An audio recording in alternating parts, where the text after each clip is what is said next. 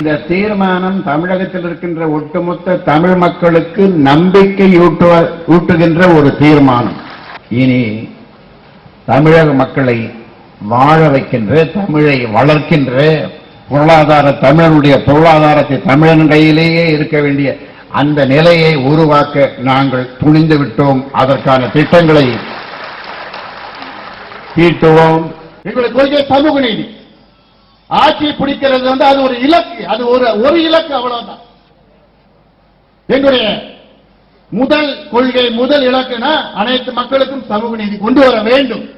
அது எப்படி கொண்டு வர வேண்டும்? அதுல ஆட்சிக்கு வருவது அது ஒரு இலக்கு, அவ்வளவுதான், ஒரு சின்ன இலக்கு, அவ்வளவுதான். அப்படிதான் கொண்டு வர முடியும். ஏன்னா இன்னைக்கு யார்கிட்ட கேட்பீங்க? சமூக நீதி வேணும், சமூக நீதி போராடவும் செய்ய முடியும்.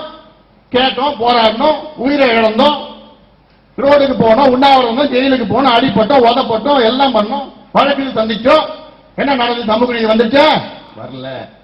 எப்படி வரும்? யாருக்கும் ஈடு இல்ல. இருக்கு திராவிட கட்சிகளுக்கு அதை பத்தி கவலை கிடையாது. அவங்களுக்கு ஆட்சிக்கு வரணும், இலவசம் கொடுக்கணும், மக்களை சோம்பேறி ஆக்கணும்.